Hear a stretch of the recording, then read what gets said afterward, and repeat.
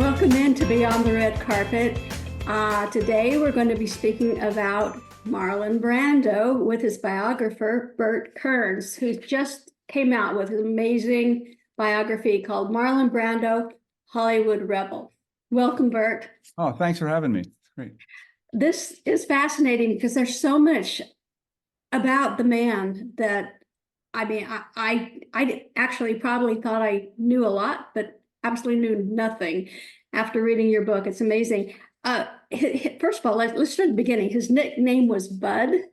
Is that right? He grew up as Bud Brando. He was Marlon Brando Jr. His dad was Marlon Sr. Right, but Bud just doesn't seem to fit him. He I needs get, more macho name. well, he as a kid, I think he was a pudgy kid with a bit of a stammer and had a little hard time making friends. But as he grew, I think he grew out of the name Bud, although his friends and family called him that to the end. Wow, amazing. Um, Now he with his films that he made, he actually became the poster boy for the motorcycle image with his motorcycle and leather jacket and everything. But didn't I think when we think about motorcycle movies, a lot of times the general public thinks James Dean, but actually Marlon Brando fit the mold better. It was really an interesting choice for Marlon Brando. He came to Hollywood in 1949 after becoming a revolutionary star on Broadway, transformed stage acting in A Streetcar Named Desire, bringing this raw animal passion and a whole new kind of acting style that went against the stentorian Shakespearean, declarations that people did on stage. Brando would mumble on stage. If he had an itch, he'd scratch it. If he had a cold, his character had a cold, and people had never seen this realism before. So when he came to Hollywood, he was known as the brat from Broadway. He was this unbelievable talent. Everybody figured he was going to sign with a studio. He didn't. He came out to Hollywood with his couple of T-shirts and a pair of jeans and a suitcase, moved in with his aunt in a suburb outside of LA, slept on the couch, and then to prepare for his first role as a paralyzed war veteran, he checked himself into a veterans hospital for a month and lived as a paraplegic veteran among the other veterans there. They thought that he really was in a wheelchair. He was the first to really do this sort of method, immersive type of acting. So that was a great role. His next role was A Streetcar Named Desire. He got an Academy Award nomination for that. The role after that, he played the Mexican revolutionary Emiliano Zapata. Got an Academy Award nomination for that. Follow that by Shakespeare. He played Mark Antony in Julius Caesar, along with John Gielgud and other Shakespearean actors, and the mumbler from Broadway. Killed, as they say. He did great. A third Academy Award nomination. How do you follow roles like that? By doing a biker flick. Here he is playing the leader of a motorcycle gang, but there was a difference. There were no biker flicks in those days. There was no youth market in those days.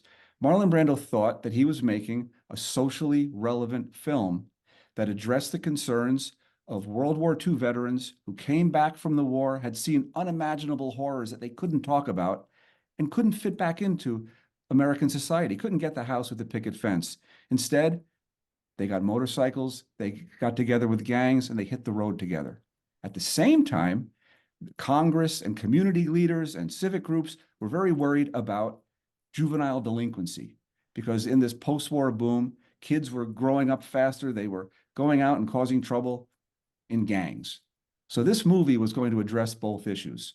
So with that, you had Marlon Brando, 28 years old, three-time Academy Award nominated actor, a star of Broadway, playing a 28-year-old motorcycle gang leader who acts more like a 15-year-old kid. And so for him, it was another role. He was very disappointed in the film because the censors got to it right away. So every message that Brando wanted in this film was taken out, and all that was left was the chaos and the motorcycle flick. And he moved on. He went on and he did On the Waterfront. He went on and he did Guys and Dolls. Frank Guys and Dolls. Sinatra. I mean, that to me is not Brando, but he was in Guys and Dolls. He was in Guys and Dolls. He starred in it.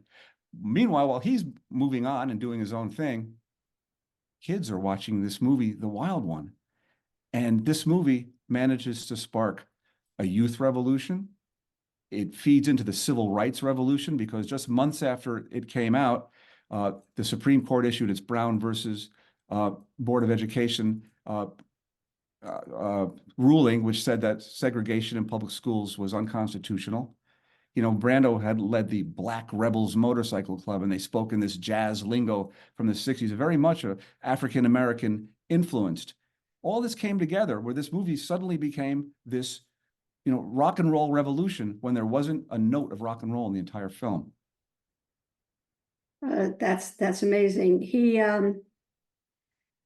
really, another thing that came up quite a bit in your book is his deep feeling for the civil rights movement, for other movements, and he supported the state of Israel to the effect that he went out and raised money to help Israel become a state, which I thought, I can't picture him doing that, but to me that was something impressive.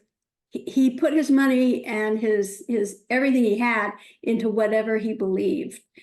He wasn't just sitting on the sidelines spouting pros and cons about anything. He really went out and worked for whatever cause he believed in. Right. In investigating his history and his youth, I described him as a rebel searching for a cause from the time he was a kid.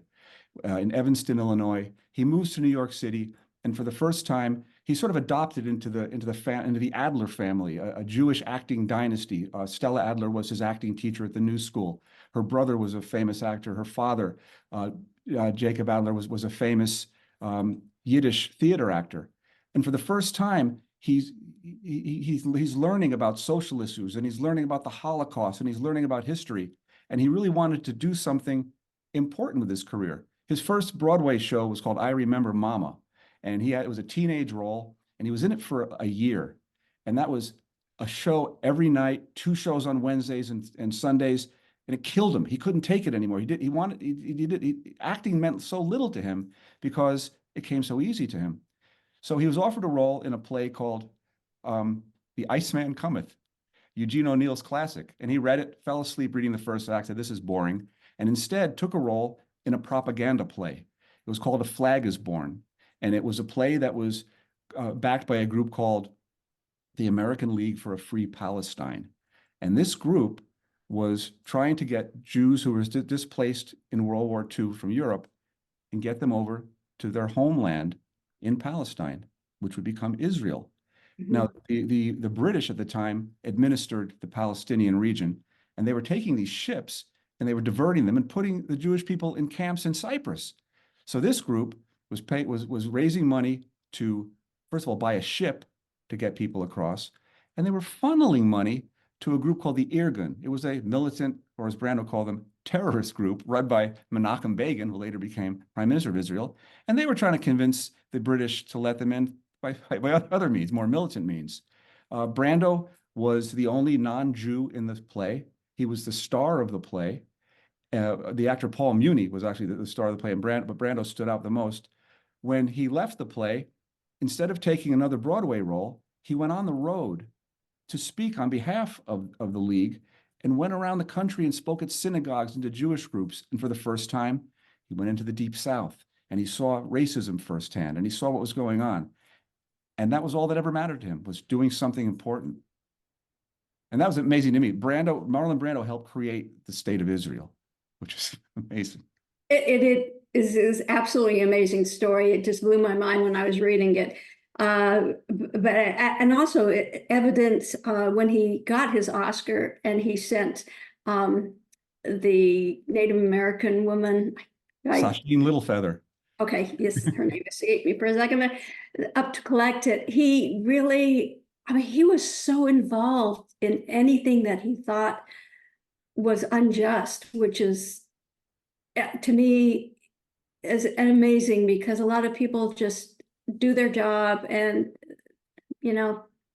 that's it. They're an actor, that's it. But he really got involved because he felt passionately about so many causes. He led the way as far as Hollywood personalities putting themselves out for social causes. In 1960, there's the execution of Carroll Chessman, the most famous death row inmate in America. He'd been on death row for like 10 years or so. He'd had 8 stays of execution. It was a cause celeb. This guy was a writer on the cover of Time magazine, and they're about to execute him. And all the Quakers and all the anti-death penalty people are outside San Quentin, and standing among them in his nice suit is Marlon Brando. He stayed out all night with these people, and of course, he was ridiculed by the press. Oh, he's only doing it for the publicity or for the money, etc. After that, he's marching with Martin Luther King. He's standing behind Martin Luther King on the steps of the Lincoln Memorial while King is doing his "I Have a Dream" speech. And through the 60s, they call it his lost decade in films because he put his career aside. I looked at the IMDb website, and Robert De Niro is 80 years old. Marlon Brando died when he was 80. And De Niro has something like 150 credits for films. Brando has like 48. He didn't take the roles. He took roles when he needed money to finance one of his causes or one of his divorces, whatever, for his ever-growing family. But, acting came secondary to him. He was asked early on in his career, what would you do if you couldn't be an actor? And he said, well, really? I want to be a drummer. He loved conga drums. He would have rather been an activist and a drummer than to be an actor with the talent that he had. And he was really into jazz music. He was a jazz man for sure, yeah. Yeah. Well, another thing that struck me about him is you say his best friend was Wally Cox. Now, to me, they're like mutton jam. They just don't seem to fit. But there is a story behind that. Can you tell that, please? Well, everybody, if you go online now and in our tabloid culture, it's always, Marlon Brando and Wally Cox, the two lovers, ha ha ha, look at them, But if you look into the history of it, Wally Cox and Marlon Brando met when they were 9 years old in the schoolyard in Evanston, Illinois. And of course, I believe Wally was probably being picked on, and Marlon stood up for him, and they were buddies. Wally's family moved away. Little Wally Cox was actually a pretty athletic guy. He was a U.S. Army veteran, but he wore the glasses. He played Mr. Peepers on television in a show, and he was known as that bookish character. Well, fast forward in 1944, Marlon Brando was living in New York City. He's walking down 6th Avenue in Greenwich Village. Here comes Wally Cox. And the two of them meet, and it's like no time had ever passed. They were best buddies, and they remained friends throughout their lives, which led to rumors, which Marlon Brando didn't care about. Yes, Brando had affairs with men. He had affairs with women. Did he have an affair with Wally Cox? Probably not. He said they were brothers. In fact, when Wally Cox died in the early 70s, Marlon Brando went to his house and he promised his widow that he would take Wally Cox's ashes and scatter them up in the Hollywood Hills where they like to hike together. Well, Brando didn't do that. He kept the ashes. He kept them in his bedroom. He would bring them in the car with him when he drove and talked to the ashes. He snuck into Wally Cox's bedroom during after the services and stole his pajamas and kept his pajamas. When Marlon Brando died, some of his ashes and Wally Cox's ashes were combined and scattered in Death Valley together. They were friends, beyond this life, and it's really a story of a great friendship that I don't think should be cheapened by a lot of the rumors that are out there. No, in Death Valley, you say that's where they've been scattered? Yeah. Oh, that's interesting. Let me delve into the Brando-esque other stars that have been compared to or have aspired to be Brando style. First of all, we've got, Marlon Brando tested for Rebel Without a Cause, but it went to James Dean. Well, it was a very different film at the time. It was based on a book called Rebel Without a Cause about I believe a psychotic murderer in a prison, and Brando was forced by circumstance to do the screen test. He didn't want to do it. He did the screen test, and I think about 7 years later they made the film, which was, I think it really only had the title in common. But James Dean, who played the rebel in The Rebel Without a Cause, was in love with Marlon Brando. That is something that you can't deny. He loved the guy. He loved him physically. He wanted Marlon Brando. Brando looked at James Dean as this annoying kid. because he's a bit younger. Brando sympathized with him, felt sorry for him, and realized, wait a minute, James Dean doesn't love me. He loves my character in The Wild One. He loves Johnny Strangler. Because here's James Dean. He bought himself a motorcycle. He's wearing a leather jacket.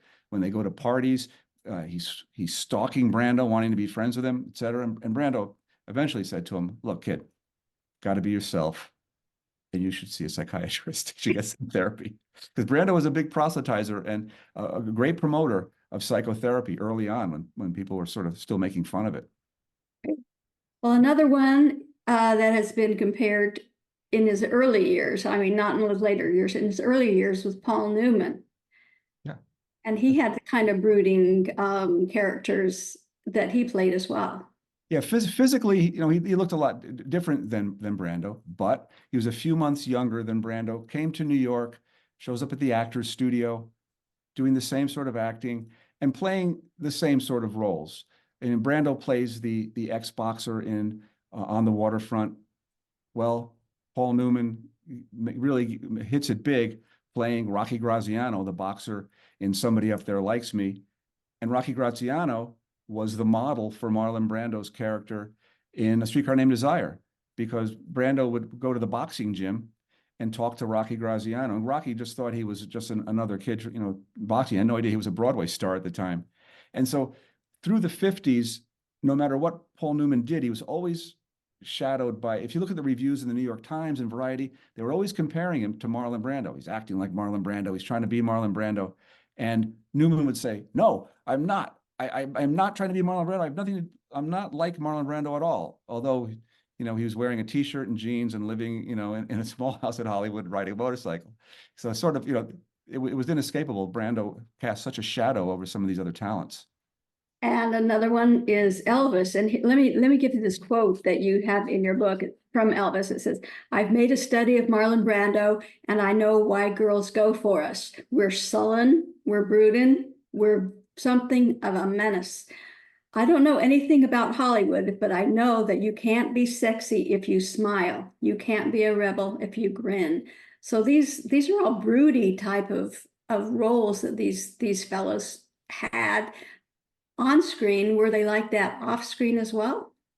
Well, Elvis, when he did that quote, he was being interviewed by Lloyd Shearer. I don't know if you remember Lloyd Shearer from Parade magazine. He always had the back page of Personality Parade, or that was Walter Scott. But Lloyd Shearer was known for his celebrity interviews. He interviews young Elvis in 1955 at the Peabody Hotel in Memphis. And Elvis is like, yes, sir. He's a very polite young man, et cetera. He's very nice, until he took the camera out, until Shearer took out the camera to get a picture. And that's where he said, well, wait a minute. I've got to have that image. Elvis wanted to be an actor. And that was another amazing thing that I found just by, again, going down these rabbit holes and going into these tangents, was that Elvis had said, he goes, being a singing star is one thing, that's great. But if you really want to make it, if you really want to set yourself up as a legend, you've got to be an actor. And so there was an interview that he did with a radio station in Texas where he had just gotten a gold record for Heartbreak Hotel. And the DJ said, "What's it like, Elvis? You have a gold record, however many copies of this record you've sold?" He said, "No, that's nothing. I just signed with Paramount Pictures, and I'm going to be an actor. And I'll tell you something, I'm not going to put any songs in my movies. I'm going to go to the actor's studio. I'm going to be like Marlon Brando. I want to be Marlon Brando." And he said that. That was actually referenced in this recent movie, Priscilla, by Sofia Coppola. There's a scene where Elvis and Priscilla watch on the waterfront. Elvis says, "That's who I want to be. I want to be Marlon Brando." Elvis got close. He was ridiculed by the critics in his first few movies. By the time he got to a movie called King Creole, which was originally a movie called A Stone for Danny Fisher, James Dean was signed to star in it. He was killed in a car crash. They changed the script, moved it to New Orleans, added a few songs. Elvis did the role, and the critics said, "Wow, this guy can act.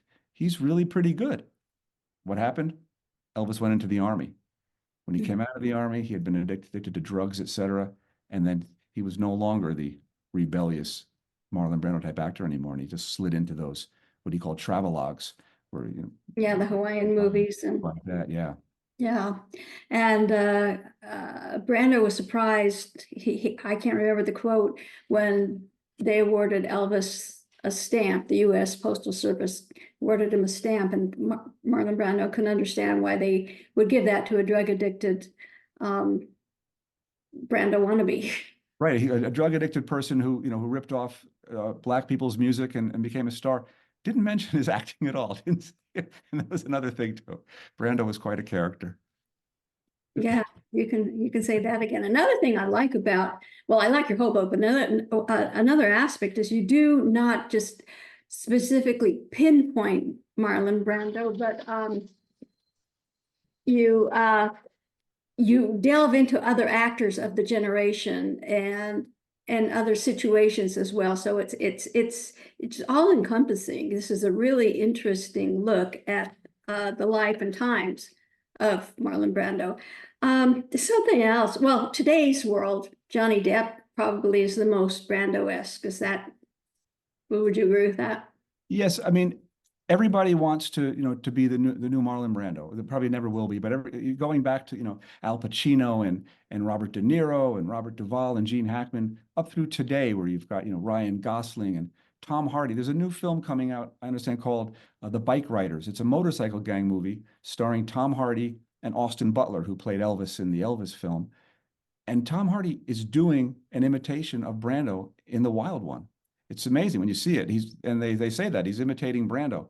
But in choosing an actor that I think follows Brando's path the most, I picked Johnny Depp because, first of all, Depp was good friends with Brando. He directed Brando in 2 films. He appeared with him in Don Juan DeMarco. He was in that film. And also, he, like Brando, wasn't afraid to take roles that challenged the image of the Hollywood leading man. He played Ed Wood, the cross-dressing director.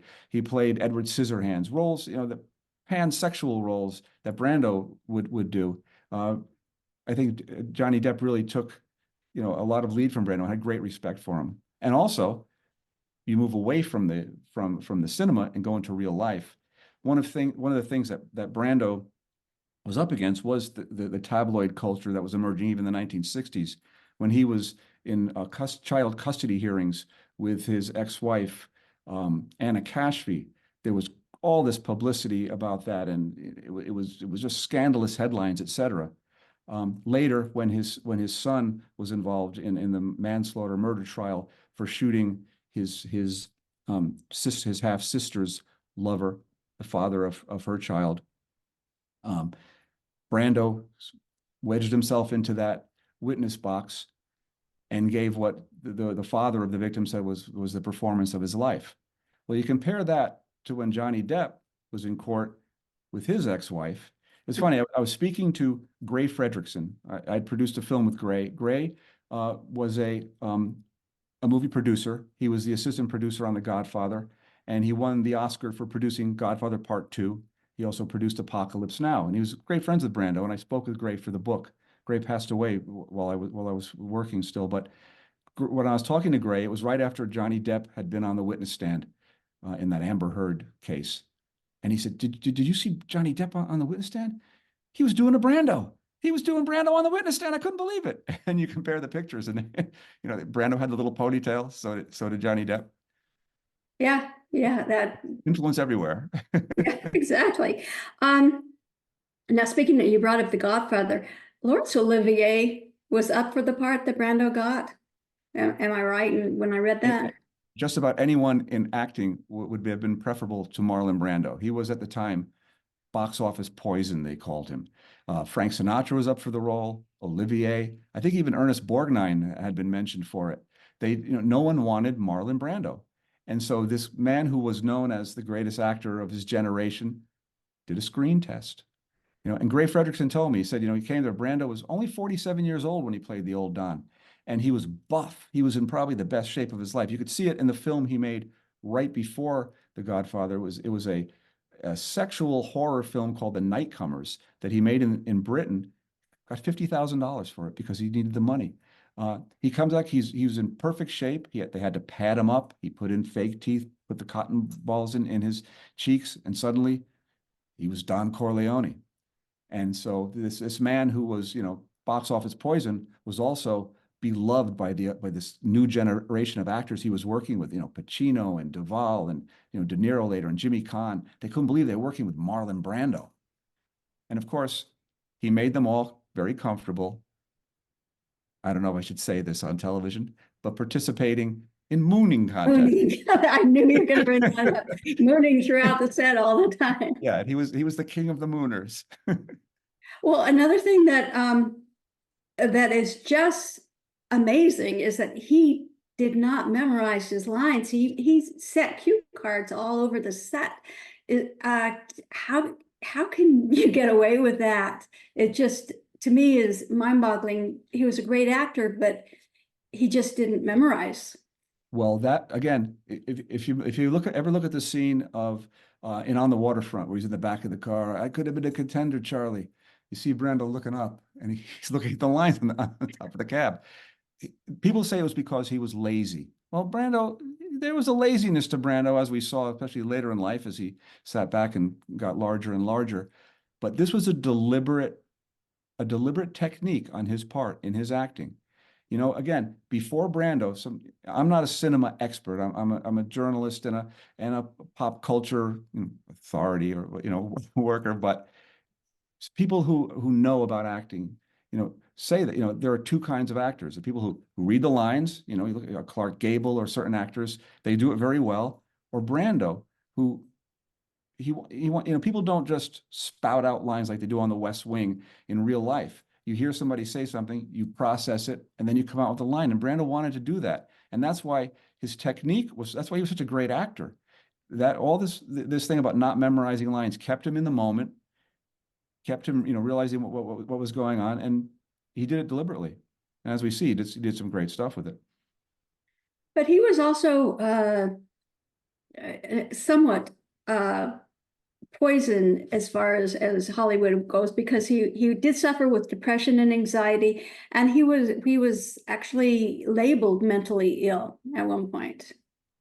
Yeah, at one point in the 1950s, after he had made The Wild One, when he was filming On the Waterfront, he had signed a contract that he had forgotten about, that he was going to play the role in a movie called The Egyptian, and he didn't want to play it. He didn't want anything to do with it, and he showed up for the first read, met the director, and then ran away. And people didn't do that. You'd signed a contract. You're supposed to be in this film, and at the time, he was under the care of a psychoanalyst named Dr. Bella Middleman, and Middleman sort of became his spokesman. And so Brando was, everybody said, "Well, this guy's nuts." This proves that Brando's nuts. He's got a psychoanalyst, and and that sort of took psychoanalysis out of the closet, because he was proud of it. He's like, I need this. Psychoanalysis helps me in my acting. When Elia Kazan was rehearsing his actors for the stage play of A Streetcar Named Desire, he used psychoanalytic techniques that his brother, who was a psychiatrist, used to get the actors to know more about their parts. So he was called mentally ill by the press and by the studios. In the end, he agreed to honor his contract, not in that film, but by playing Napoleon in a film called, it was called Josephine, and Desiree. He was a film called Desiree, and everybody said, "Oh, well, every mental case wants to be Napoleon." Well, he did have a wide variety of credits of characters that he played. We are almost out of time, but let's just quickly, because I did ask you off camera before, if you've been to the Brando, which is a resort in Tahiti on an island. Did he own that island? Yes. And he lived there, but he didn't die there. I thought, I was under the impression that he moved there later in life, and that's where he passed away, but he didn't die there. I believe he passed away at the hospital in Santa Monica, California. Long way from Tahiti. Yeah, a long way. I know people that have been there. Just recently, a columnist for the LA Times did a story about the Brando, right around the anniversary of his birth in early April, where she talked about the ecological experiments that are still going on there, and about how it's self resourced, et cetera. And they're still doing a lot of things as far as like the coral reefs go and nature in that part of Tahiti. Well, And it's it's a very private, exclusive resort now called the Brando. right. It's very interesting and it's very beautiful to look at. If you go to YouTube, you can search the Brando and get a tour of that island and that resort. And it takes a lot of money to go there, but it looks like it should be a beautiful vacation spot. But anyway, let me leave the viewers with one last look at your book, Marlon Brando, Hollywood Rebel. And this is really a good read, and it's surprising. I mean, I was taking notes throughout the whole time because there's so much about the man that I guess most of us, unless we really researched him, had no concept about. He's just was one of a kind. It is, and it's amazing the influence that he had on so many aspects of culture. 100 years after his birth, 20 years after his death, he still has great influence today, far beyond motion pictures. Well, everybody knows the name Marlon Brando, or else just Brando, because that's who he was. But thank you, Burt Kearns, for coming on and telling us all about Marlon Brando. And what are you working on next? Well, where do you go after doing a book about Marlon Brando? That's my question. There's only one other actor who I believe has the charisma, the bisexual beauty, and the talent of Marlon Brando, and that is Shemp Howard of the Three Stooges. I have a book coming out in October called Shemp, the biography of the Three Stooges, Shemp Howard, the face of film comedy. Well, we will have you back to discuss that. We will have you back to discuss That's a whole other story. Totally different. But thank you, and Marlon Brando, Hollywood Rebel, out now. It's a really interesting read. Thank you, Burt, for coming on. I appreciate it, and we will see you again hopefully later this year. And for the viewers, thanks for watching. I'll see you next time when we take another look beyond the red carpet. Thanks for watching.